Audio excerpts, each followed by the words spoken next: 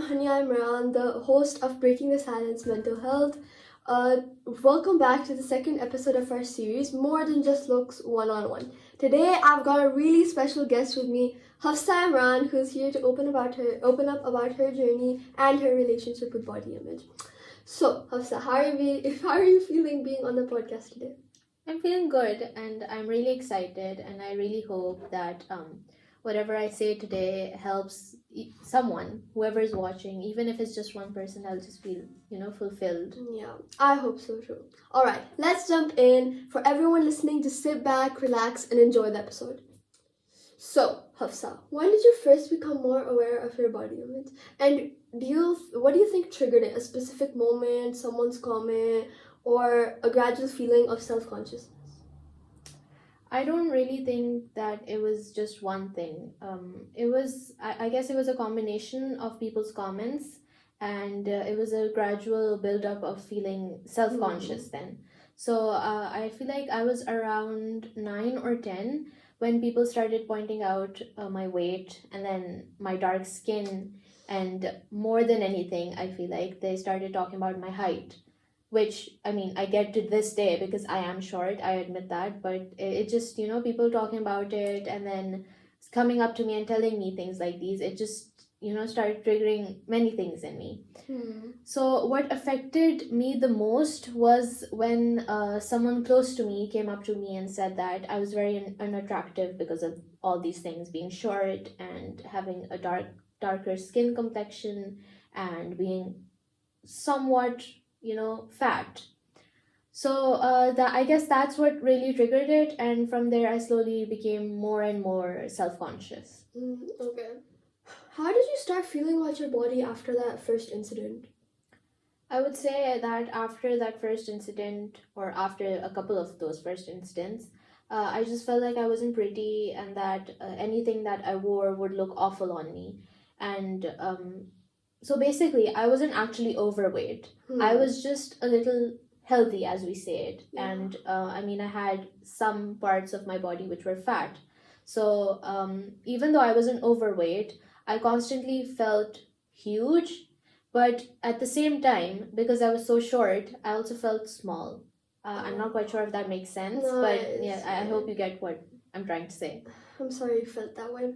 Okay, so next question. Have unrealistic body standards on social media platforms and in real life influenced the way you see yourself in any way? Like, if yes, then like how? I would say obviously yes, because No, it's okay, you can continue. Yes, obviously, social media has an impact on everybody's life, and considering how the world is these days, unrealistic body standards on social media and in real life have definitely influenced how I see myself. And it's because everything on social media is like constantly edited or like filtered, or there's carefully curated images on social media. So being exposed to that, it just made me feel like I needed to look a certain way for people to approve of me. But I guess obviously now I know that it's not true. Even when I knew those images weren't fully real and they were edited, I still found myself comparing my body to all those things. When you're exposed My to stuff skin, like that, yeah, obviously. exactly. So it was like I was comparing my skin, then my body, or how small I was, and it just an overall, comparison to everything on social media towards my appearance. And then over time, it affected my confidence, and it made me more critical of my own features. Like, there was a time where I used to think that my nose is huge, but now I'm just getting over all of that, thank God. But it just things like those happen, and they do affect you, and they leave a lasting impact. Exactly. Have friends, family members, or peers influenced how you see your body, positively, negatively, or both? I would say yes, they have, and weirdly enough, they've influenced me in both the ways, negatively and positively.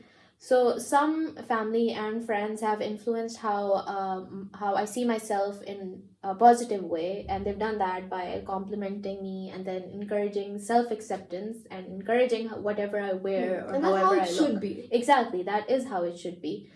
And they've reminded me of things that I should appreciate about myself.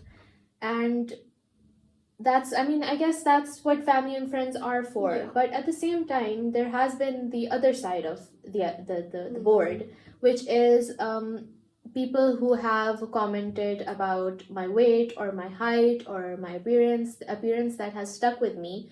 And And that's that- just made me more self-critical that way, you Yeah. know. So their influence has been a mix of supportive and hurtful things, but And that's those things hurt, especially when you know they're coming from like the people you love you love, and sometimes. they're very close to you, and Yeah. then it just makes you second guess everything that you're doing at this Mhm. point. So even though it was a mix of supportive and hurtful stuff, that has shaped how I view myself now, or how I viewed myself then, in many ways.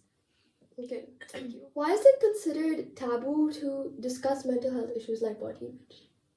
I guess it's mostly because there's a lot of misunderstanding and stigma attached to this topic, and many people still believe that mental health struggles are a weakness, so for some reason. Yeah, So I've actually talked to many people who also believe the same thing. They all say that mental health struggles are a weakness, but and that's why like people are so afraid to talk about it openly as well. That's why most teens are worried that they're going to be judged if they talk about something like this. And the second thing I would say is social pressure, how society often promotes the idea that you must appear confident. And then there's the fear of being different. There's a lack of open conversations, which is like at home or at school, or even in your friend group. Mental health might rarely be discussed, Yeah. or ever discussed at all, making the topic feel very uncomfortable. Okay, so how do you think teenagers can overcome this barrier? I think teenagers can overcome this barrier by maybe starting by, start small. Talk to one person that you trust instead of talking to a large group. And then use like safe spaces, or create safe spaces. Join school counseling sessions, whether it's online or in person. And then educate yourselves and others, your peers, and project and model openness for everybody. Create an environment that's so safe that people want to come up to you and talk to you about it openly. And I would say the last thing maybe would be seeking a supportive adult's advice, where whether it's a teacher, whether it's a counselor, whether it's a family member, it just it helps create a judgment free environment. Yeah, it does. So how have these feelings affected the relationships you have with the people you love? At first, I would say it made things uncomfortable, because I was more sensitive and insecure at that time, which affected how I interacted with these people that I love. Yeah. But over time, as I became more aware of my feelings and started working through them and working on myself, it actually helped improve my relationships in some situations. It opened up more honest conversations, and it made me feel more supported in a way. So, you mentioned like working through your issues. So, what kind of support or coping mechanism would help people, especially teenagers, who struggle with body image, like you? Teenagers struggling with body image can have there's a combination of things that they could do. It's basically have emotional support, they can have social support, they can have practical supports. Helpful supports could be something like a strong social connection with someone, whether it's a friend or whether it's a family member who's willing to listen to you without judging what you're doing or how you're dressing up, or what change you're making to your appearance. That can make a huge difference. Then we have obviously the most important one, which I always encourage. It's professional help, which is basically therapists. Therapists or school counselors do that job too in the recent times. It can help, it can teach people healthy patterns of healthy thinking, basically. Then there's another part of it, which is having positive role models, whether it's someone you follow on Instagram or someone who you admire in real life. It could be your older sister, perhaps. And then there's effective coping mechanisms, what you could do is limit comparing yourself with other people, whether it's your friend or whether it's literally anyone walking through the hallway in your school.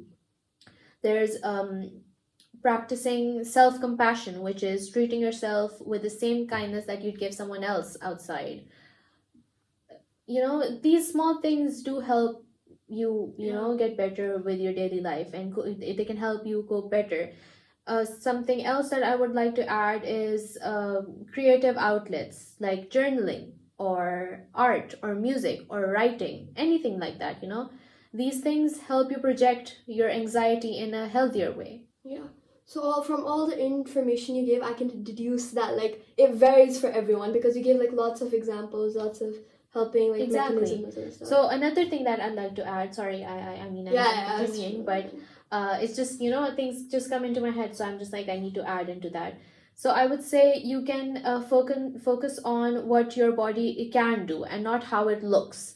So like it's like building appreciation for strength and then function and your health. What you're eating, you need to focus on that instead of focusing on what you're wearing or how you look or how your face is. So these kind of things, they do affect you positively. So Hafsa, the last question: what advice or message would you give to someone who's currently struggling with body image? Okay, so here's my advice. Your worth is not defined by your appearance. You are more than a body. Your personality, your kindness, your talents, and your experiences are what make you valuable. Everyone has insecurities, even those who seem confident at first, but deep down they have insecurities too. Healing does take time because everyone has experiences like people commenting on something or the other. So healing does take time, but you don't have to go through it alone at all. You can have anyone with you, whether it's a family member or a friend, someone you trust, someone who will not judge you in any shape or form. Just, be gentle with yourself, surround yourself with people who lift you up, and remember how you feel today is not how you'll feel forever. And that's something I had to learn with time, and I'm sure everybody has that same experience that they will learn with time.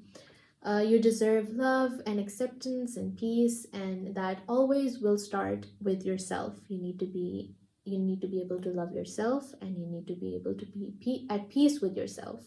So that's my advice for you guys and for you, since you're a teenager too. So yeah, that's my advice. Well, that was a very meaningful message. Thank you for that. I'm glad you liked it. And I hope it helps everyone around the world as well, and whoever's watching. Well, you heard it there, guys. That's the message of the day. I just want to give a huge thank you to Hafsa for coming on the show and sharing her experience with me and with all of you. It takes a lot of courage to open up about things like this, and honestly, that's why I started this podcast in the first place. Well, it was my pleasure being here, and I really hope it benefits someone, even if it's just one person in the entire world. I just hope it benefits someone. It really will. It really will. You made an impact. Well, thank you all for listening. I hope today's conversation brought you some comfort, insight, or even just a reminder that you aren't alone. Until next time, talk to you guys later.